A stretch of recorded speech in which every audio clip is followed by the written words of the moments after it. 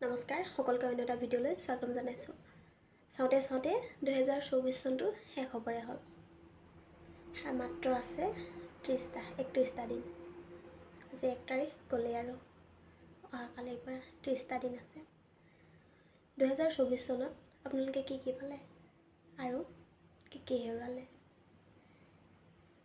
হয়তো 1 জানুৱাৰীৰ পৰা আজি 1 ডিচেম্বৰলৈকে গোটেইখিনিতো ক'ব নোৱাৰি, তাৰে কিছুমান কৈছোঁ। বিশেষকৈ মই মানুহ চিনি পালোঁ 2024 চনত। বহুত মানুহ মানে যেনেদৰে মুখা পিন্ধা মানুহ চিনি পালোঁ। হয়তো 2024 চনত মই ডাঙৰ হ'লোঁ, মানে মানুহৰ মন বুজি পোৱা হ'লোঁ, মানুহৰ কথাৰ সুৰ বুজি পোৱা হ'লোঁ। হয়তো 2023 চনলৈকে মই ইমানটো গম পোৱা নাছিলোঁ যে ময়ো কিছুমান মানুহৰ লগত পৰিছিলোঁ বুলি নকওঁ, আহিছিলে মোৰ ওচৰলৈ কিছুমান কথা কয়। ময়ো তাৰ লগতে খোজত খোজ মিলাই শাৰী কৈ গৈছিলোঁ। এচেট্ৰা কিবা কিবি কৈ গৈছিলোঁ। কিন্তু সেইখিনি গৈ বেলেগৰ কাণত বেলেগকৈ পৰেগৈ। মোৰ ভুল আছিল, তেনেকুৱা মানুহৰ মই লগ হ'লোঁ। সেইটো এটা বিষম ভুল। মই নাই কৈ থাকে সেইবোৰ মানুহৰ পৰা তই আঁতৰি থাক। নাজানিছিলোঁ মই তেনেকুৱা মানুহ আছে বুলি। মানে কি কয়, দুইটালি মইলাপাত বুলি কয় গাঁৱৰ মানুহবোৰে। তেনেকুৱা মানুহ লগ পালোঁ, ভাল মানুহ লগ পালোঁ। বেয়া মানুহবোৰ গুলি মাৰিলোঁ, আঁতৰাই পঠালোঁ। বহুত ভাল মানুহ লগ পালোঁ।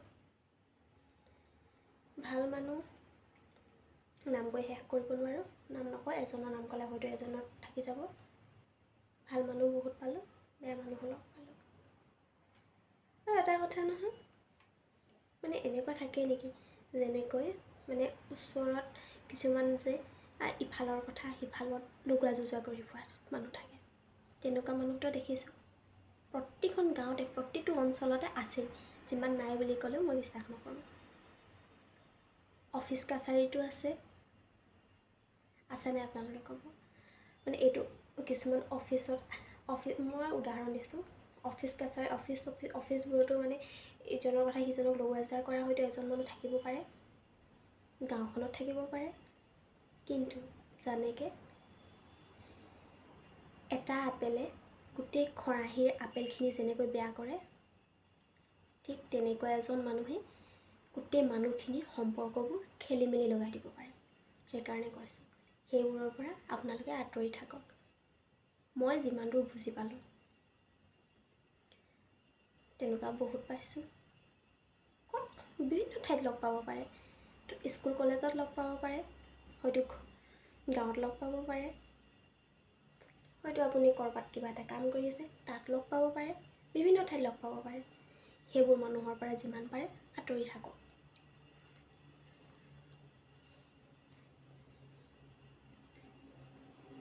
বিপদৰ বন্ধু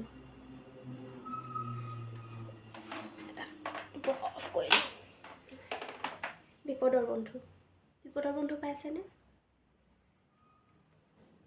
বহুতে বহুত সৌভাগ্যৰ বলত পায় যে বিপদৰ বন্ধু।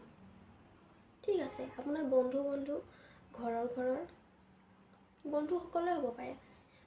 সৰুৰ পৰা ডাঙৰলৈকে হ'ব পাৰে, ডাঙৰৰ পৰা সৰুলৈ, হয়তো বয়সস্থজনলৈকে বিপদৰ বন্ধু হ'ব পাৰে। যিজন আপোনাক বিপদত সহায় কৰিব। বন্ধুৰ কোনো বয়সৰ সীমা নাই। সকলোৰে লগত বন্ধু। আজি জীৱ জন্তুৰ লগতো বন্ধু হয়। কিন্তু কয় নহয়, মানুহক বিশ্বাস কৰাতকৈ আপুনি কুকুৰ এটা পোহক, আপোনাক কুকুৰটোৱে কেতিয়াও পাহৰি নাযায়।